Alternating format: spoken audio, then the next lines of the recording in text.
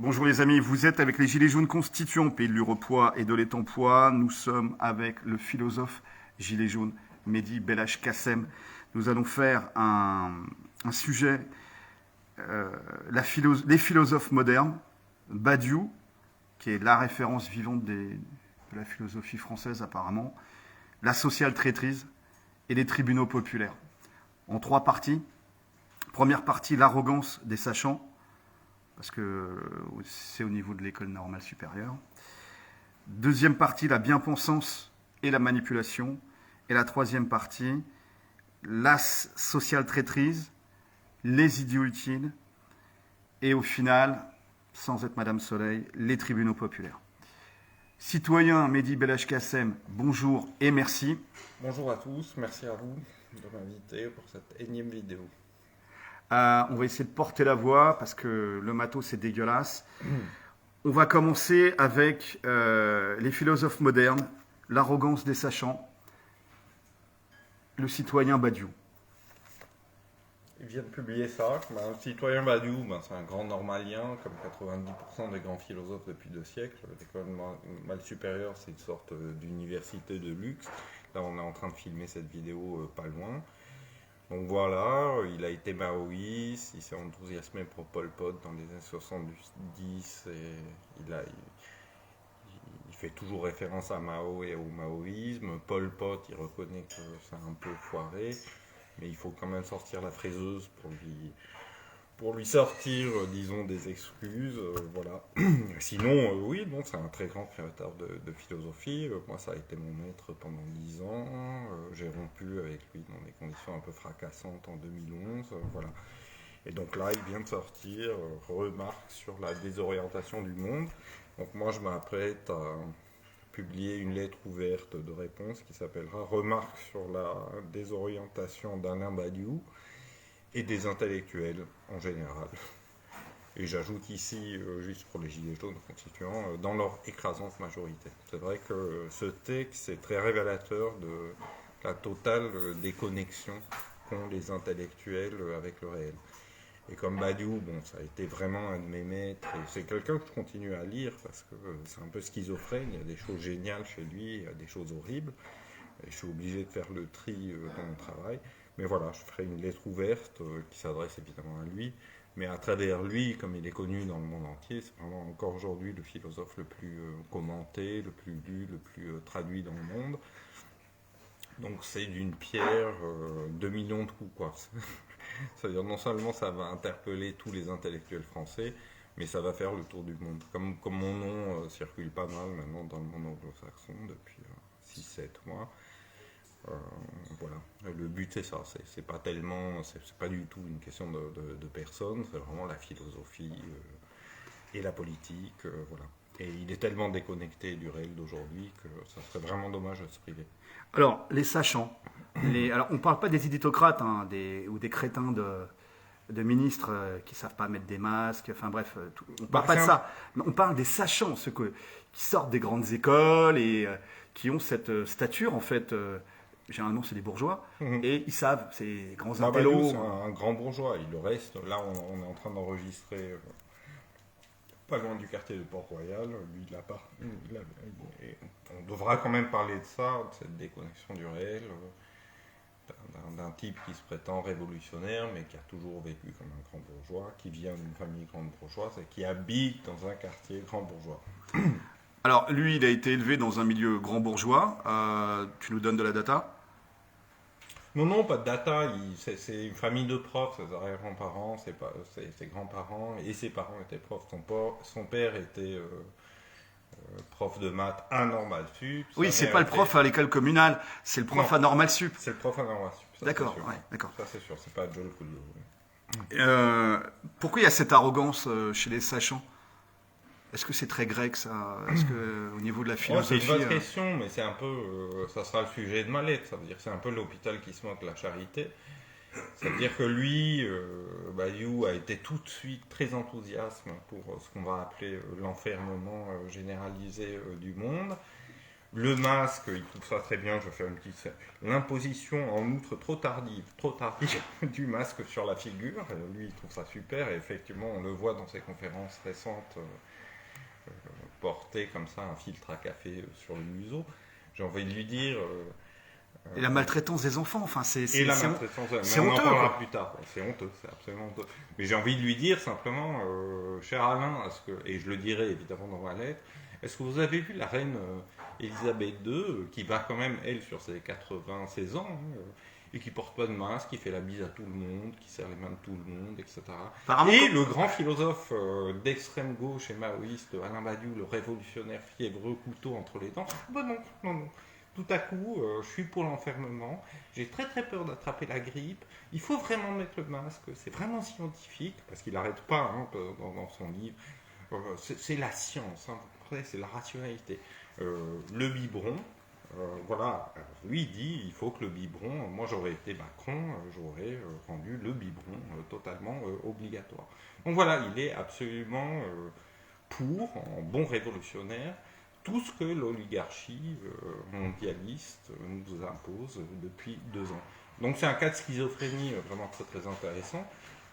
Moi c'est vraiment pour ça que j'ai rompu avec lui. Mais dès le début de notre rencontre, il y a 20 ans, il y avait un côté Dr Jekyll et Mr Hyde. Ça veut dire, tu as affaire à un mec cultivé, brillant, charmant, et puis tu appuies sur le bouton politique, tu appuies sur le bouton maoïsme. C'est plus Dr Jekyll, c'est Mr Hyde. bah, finalement, ces grands hommes avec ces grandes idées, mais personnellement, quand ça commence à le toucher, bah, le mec il fait sous lui, quoi, il n'y a plus personne. Bah, c'est ça, c'est une des choses ironiques chez lui, ça veut dire que c'est quelqu'un qui dit très souvent la mort n'est rien, ici Spinoza, le sage ne pense jamais à la mort, il pense seulement à la vie.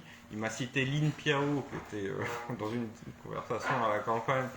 Lin Piao, c'était le bras droit armé de Mao Tse-tung, un type qui a très mal fini par ailleurs, qui en plus était complètement hypochondriaque et paranoïaque. C'est-à-dire qu'il avait peur de choper toutes les maladies, de fermer tous ses fêtes, etc.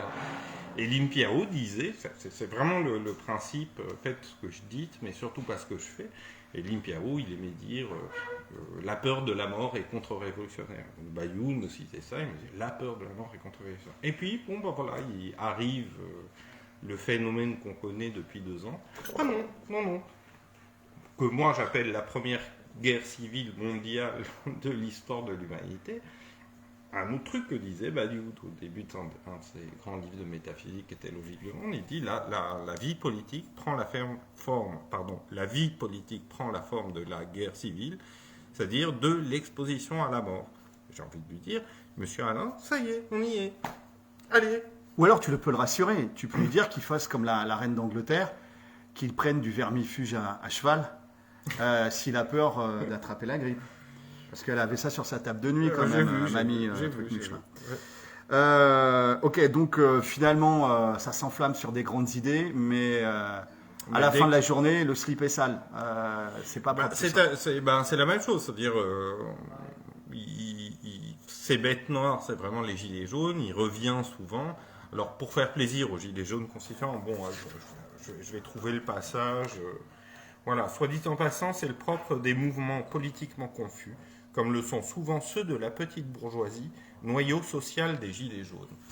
Ça fait plaisir, ça. Alors, d'apprendre que la petite bourgeoisie, c'est le noyau des gilets jaunes. Je suis sûr que vous, qui êtes tous, mais dès qu'il sort, en fait, lui, ouvriers en usine ou paysans, ça fait vraiment plaisir. Ou en logistique, déjà, il faudrait qu'il sorte, mais nous, on lui tend la main, ton pote. Hein, oui. C'est ce que je dis dans ma lettre. Il n'est pas allé une seule fois dans un rassemblement, il n'est pas allé une seule fois dans les ronds-points, etc. Depuis 2 ans, c'est évidemment la même chose. Ça veut dire, dans le texte où il encensait l'enfermement, ah là là, les méchants qui vont défiler contre la réforme des retraites, c'est des dangers publics, ils vont nous choper ce que vous savez. Donc j'ai très peur. Il vit dans la peur, mais le type qui disait il faut vivre en immortel, il faut pas avoir peur de la mort, la vie politique c'est ça. Je suis pour un nouvel héroïsme, un héroïsme moderne. Ouais, moi, Alain Badiou. Ça s'arrête à sa porte apparemment, mais voilà. Donc ok, on a affaire à un Tartuffe.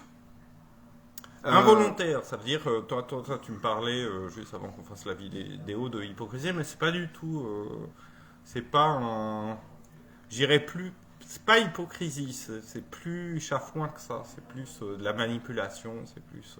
Une fois j'ai dit à quelqu'un, le problème avec lui, avec Badiou, c'est que ses ennemis, c'est la diffamation, et ses amis, c'est de la manipulation. C'est-à-dire, il est tellement dogmatique, il a tellement donné dans ce truc maoïsme qu'il a appliqué sans transition, comme ça, de manière complètement abstraite à la situation française, européenne, etc.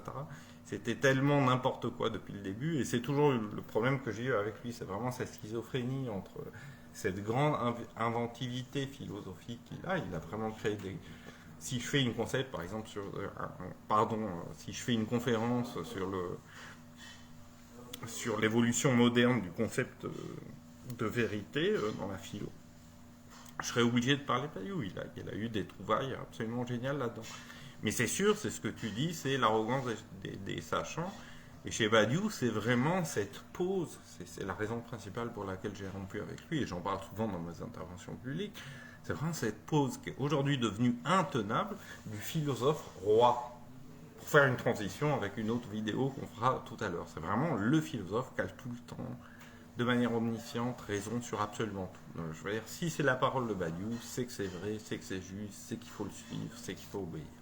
Et c'est une référence encore dans les intellectuels français? Français, pas tellement, c'est surtout dans le monde entier. C'est-à-dire en France, même si depuis mon agression en particulier il y a 10 ans, il y a beaucoup de gens qui se sont... Donc non, en France. Mais par contre, dans le monde entier, si, il a toujours beaucoup de crédit. Et je le redis, c'est vraiment le philosophe encore aujourd'hui le plus commenté, le plus lu, le plus traduit. Donc moi, avec cette lettre ouverte, il s'agit de marquer le coup et de mettre les intellectuels, non seulement français, en particulier les nombreux qui n'aiment pas du tout Badiou, mais du monde entier dans les universités. Toutes les universités parlent, commentent, encensent, machin. Badiou, à travers Badiou, c'est pas une querelle de personnes, c'est vraiment une querelle d'idées, une querelle de vérité politique et de prise de responsabilité des intellectuels par rapport à la situation qu'on vit depuis 2 ans, si ce n'est depuis 3 ans et demi, si on considère que tout ce qui s'est passé avec les Gilets jaunes, l'insurrection des Gilets jaunes, était prophétique de ce qui s'est passé après. Pourquoi c'est un idiot utile de l'oligarchie? J'ai pas dit ça, on a eu ça... Non, c'est moi je te pose la question, après tu peux dire... Bah, c'est entre... si tu veux, c'est le marxisme-léninisme scolaire. On devait faire cette vidéo sur la notion de gauchisme, qui est trop large, elle embrasse beaucoup trop de trucs, je ne vais pas en parler ici. Mais c'est cette espèce de gauchisme, effectivement, de révolutionnarisme complètement schizophrénique, où tu joins pas le geste à la parole, où tu vis comme un grand bourgeois, mais tu donnes une leçon à tous les prolétaires du monde, où tu te désolidarises objectivement, parce que c'est quand même là-dessus, effectivement, tu as parlé des enfants, mais l'enfermement a plongé des millions de Français et des centaines de millions de gens dans le monde dans l'extrême pauvreté. C'est ça la vérité, c'est qu'on voit 10 fois plus de mendiants aujourd'hui depuis les enfermements que aucune solidarité. C'est-à-dire, lui, avec ses appartements bourgeois, ça pose pas de problème. Donc, quand un mec comme un classé très à droite, comme Fabrice Divisio, avocat de son nom, et qui a un courage que lui n'a pas ou n'a plus, peut-être qu'il n'en a même jamais eu, Divisio dit, bah, moi j'ai 250 mètres carrés, j'ai des hectares pour faire du cheval, l'enfermement, c'est un truc pour bobo. C'est un truc pour bobo. Il dit à la Sainte-Saint-Denis, c'est pas du tout la même musique quand t'es une famille de 7 personnes enfermées dans 50 mètres carrés, c'est dévastateur. Ça pousse effectivement les gosses au suicide, les adolescents à la dépression, les familles à se déchirer, sans parler des autres mesures. La muselière, pour lequel, comme je l'ai dit, il est très enthousiaste, alors que scientifiquement, c'est vraiment de la... Et ça, c'est un autre... c'est une des autres rigolade, un peu schizophrénique qu'il y a dans son livre, c'est mais tout ça c'est de la science, tout ça c'est de la rationalité, tout ça c'est du sanitaire, etc. Il ne voit pas ce qui se passe. Donc tout ça, effectivement, idiot utile de l'oligarchie, c'est-à-dire qu'il ne voit pas du tout que ce qui se passe depuis 2 ans est vraiment l'opération de manipulation de masse la plus gigantesque jamais produite par une oligarchie, jamais, et que, plus idiot utile encore, il se croit encore subversif. J'avais déjà remarqué ça avec ses conférences qu'il tient depuis quelques mois. Il est revenu comme ça avec la muselière, il enlève solennellement la muselière pour commencer à parler. Et puis la fin de la propriété privée. Donc il se croit encore subversif en 2022 en disant « Ah, Taillot, la fin de la propriété privée. Oh, oh, Alain, on se réveille. Est-ce que tu sais que c'est tout en haut, c'est les plus puissants des oligarques du monde, c'est Klaus Schwab et Bill Gates qui veulent la fin de la propriété privée pour 99,99% de l'humanité. Vous n'aurez plus rien, vous ne posséderez plus rien. En 2030. Donc, Alain Badiou, passez un petit... Il est demandeur, Klaus Schwab, pour le forum de Davos, qui est quand même l'organisation oligarchique la plus puissante et la plus influente des 50 dernières années. Vous qui vous prétendez combattant du capitalisme, voilà où il est, le capitalisme, il est là-bas. Téléphonez à Klaus Schwab. Vous allez être le Greta Thunberg du communisme. Téléphonez-lui, dites-lui, je vais faire une conférence sur le communisme, sur... Est-ce que vous saviez que David Rockefeller, par exemple, était un fan absolu de Mao Tse-tung? Mais une groupie, hein. Badiou à côté, c'est une groupie du dimanche. C'est-à-dire, David Rockefeller ne jurait que par Mao Tse-tung. Il adorait ça. Donc un petit coup de fil d'Alain Badiou. Voilà. Idiot aussi utile. Klaus, je vous fais vraiment une conférence sur la fin de la propriété privée. Bah oui, Alain, trouvez le bienvenu. On va... Et pourquoi pas un petit débat avec Greta? Avec Greta Thunberg, voilà. Pourquoi, la dernière partie, c'est pourquoi ça va se finir devant les tribunaux populaires. Pourquoi ça va se finir devant les tribunaux populaires? Parce que s'il n'y a pas de justice, il y aura vengeance. Parce que quand on se prétend du côté du peuple, mais qu'on avalise des mesures qui ont détruit la vie de millions de Français qui sont précisément les plus démunis, les plus pauvres, les plus prolétaires, dans le langage marxiste, et que c'est des centaines de millions, si ce n'est des milliards d'êtres humains sur Terre dont la vie a été détruite, et que comme par hasard c'est les plus pauvres, et que M. Badiou se prétend solidaire de ces gens-là, il y a un moment, les mots juste dignité, respect, je ne sais pas, justesse de la parole, adéquation au réel, doivent avoir un sens. Donc, pas d'autre solution que ça, demander des comptes à M. Badiou. Quand il dit la muselière et qu'il ne parle pas du traumatisme sans précédent, de la martyrisation sans précédent que ce truc a produit, les mesures sur nos jeunes, les étudiants qui font la file pour la santé populaire, les ados dont les taux de dépression et de suicide ont explosé, et surtout les enfants, les suicides des enfants, ce qui est du jamais vu dans l'histoire de la médecine.